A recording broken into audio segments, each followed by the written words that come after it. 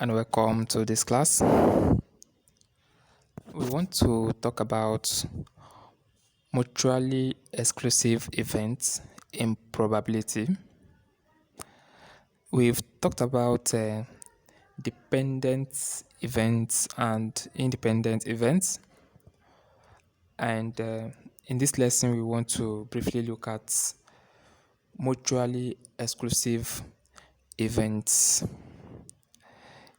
A mutually exclusive event, like we've said before when we introduced this topic, we said that it is two events that can never happen at the same time.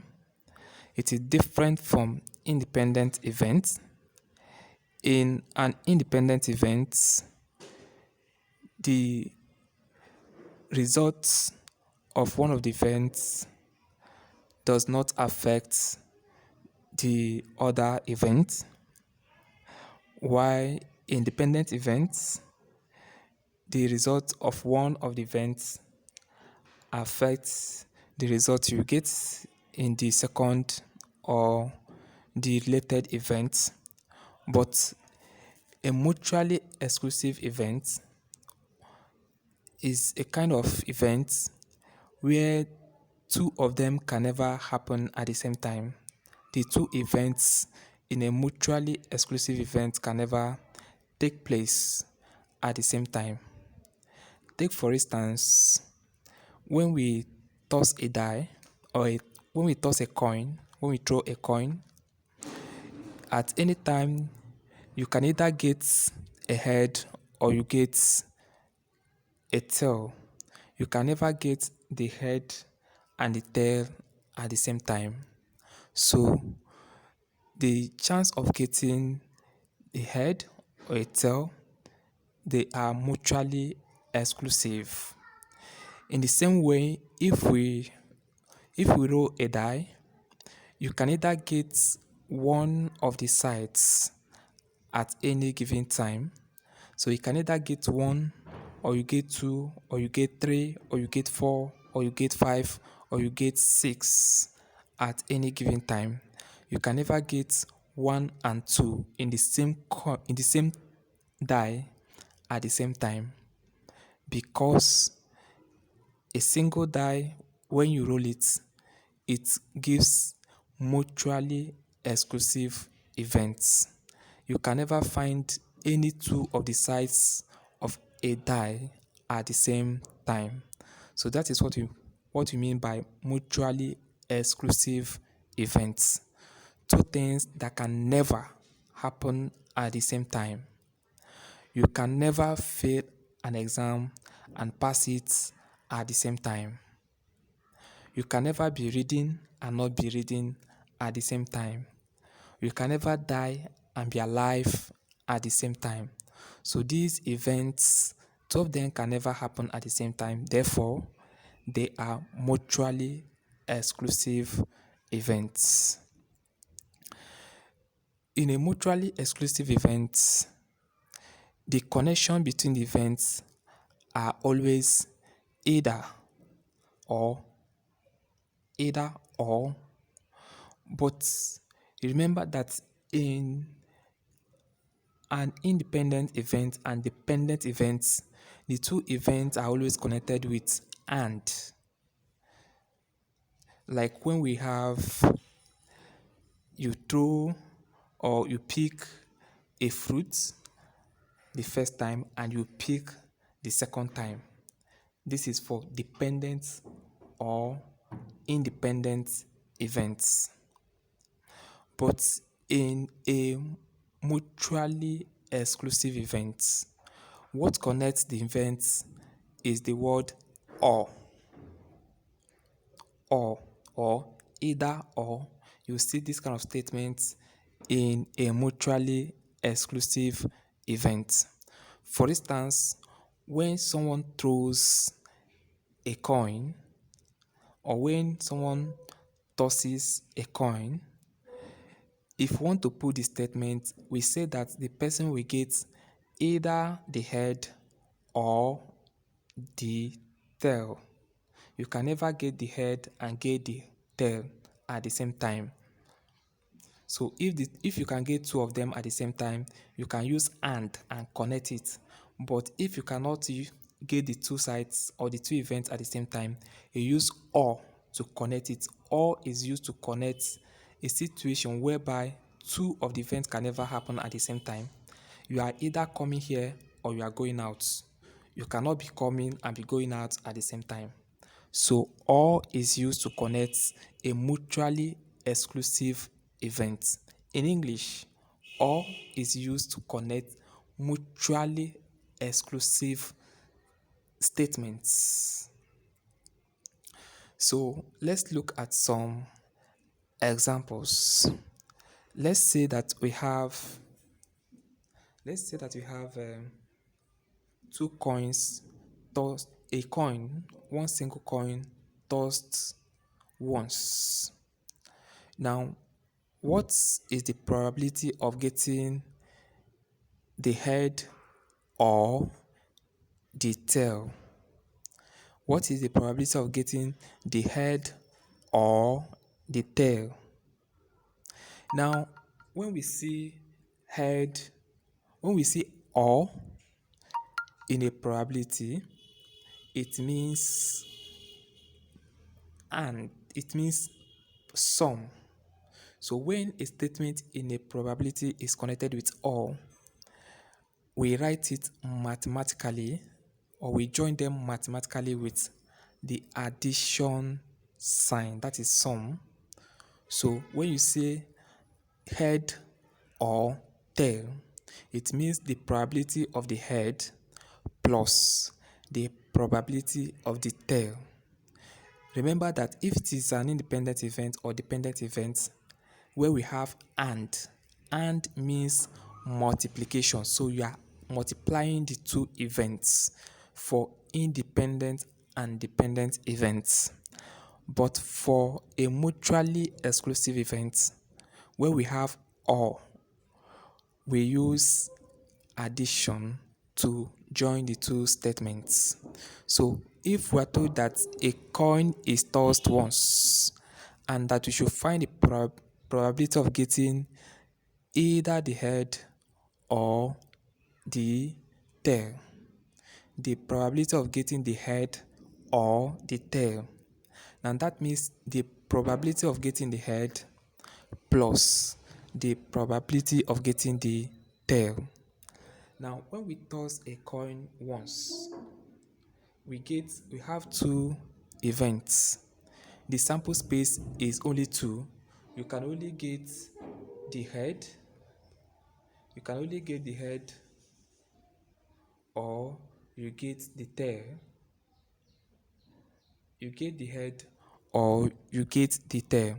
So these are the two events, the two possible outcomes, or the two possible outcomes that you can see when you toss a coin. The head and the tail, they are the two events or the two outcomes in the sample space. So the sample space is only two. We have two things in the sample space, head and tail.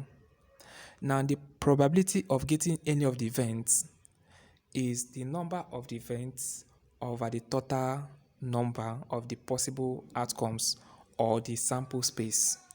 Since we have only one head when we toss a coin once, the probability of getting head is 1 over the sample space, which is 2. So 1 over 2. Now for tail, the probability of getting tail is 1 over 2 since we have only one tail and the sample space is 2.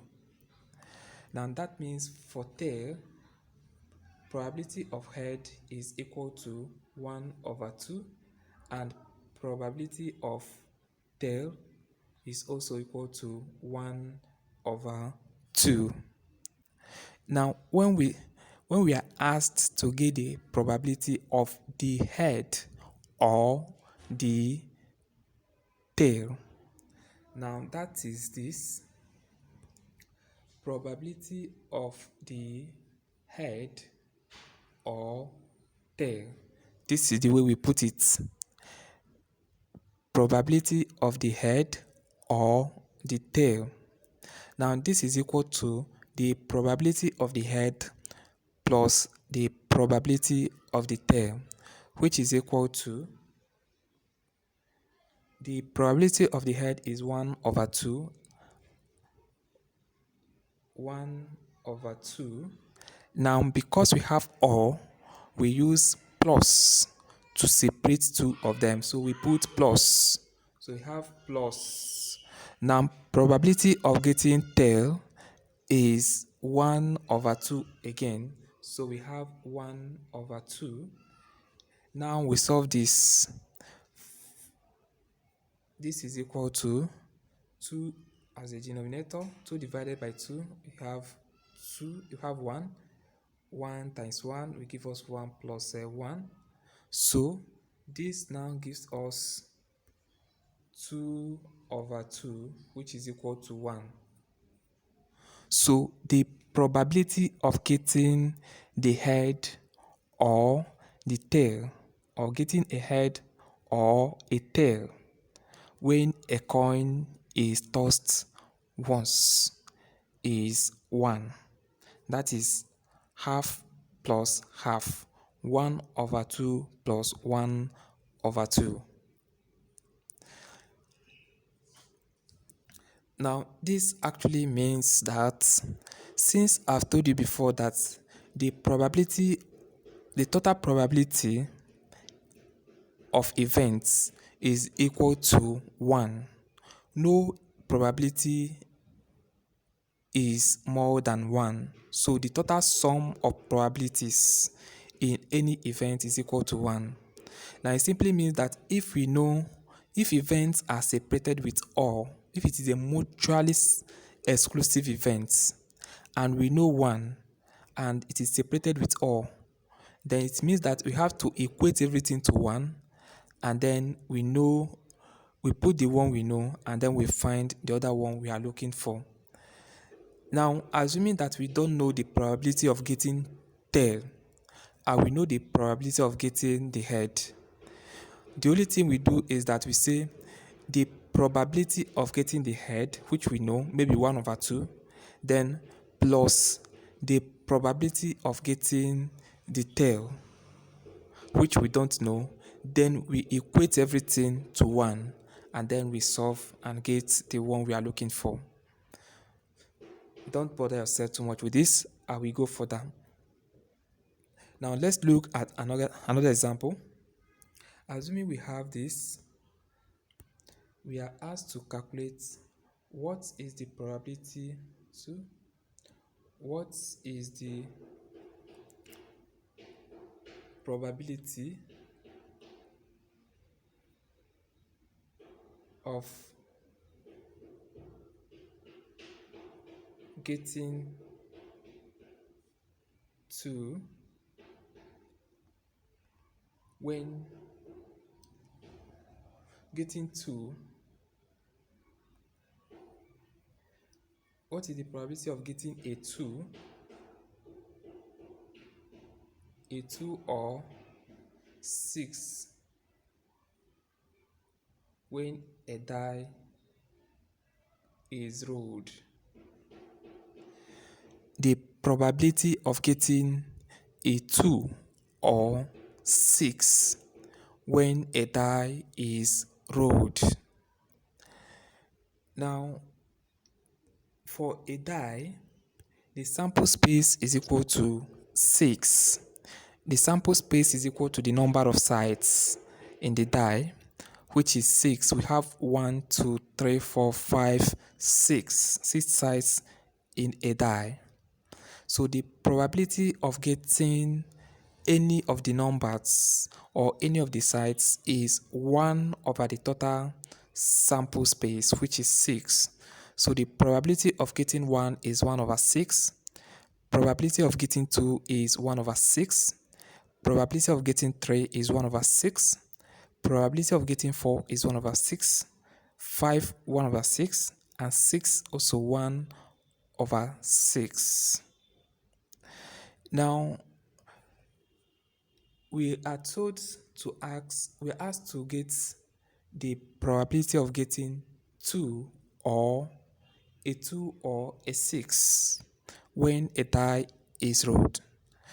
Now for 2, the probability of getting 2 is equal to 1 over 6, and the probability of getting 2 getting the probability of getting 6 is also 1 over 6. P of 6 is equal to also 1 over 6. Now, probability of getting 2 or 6 is equal to 1 over 6 plus 1 over 6.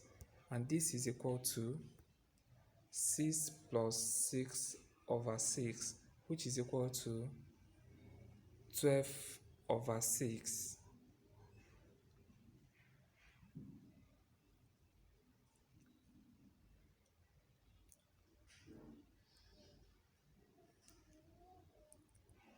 No, sorry. 1, this is 1 over 6 divided by 6 is equal to 1. 1 times 1 is 1, and sorry, this is equal to 1 plus 1 over 6, which is equal to 2 over 6, and that gives us 1 over 3. 1 over. So this is how to get this one. So I believe that the concept of mutually exclusive events is very clear. I don't think you have any problem at all solving any question about mutually exclusive events if you follow this rule the way it's being taught here. Thank you.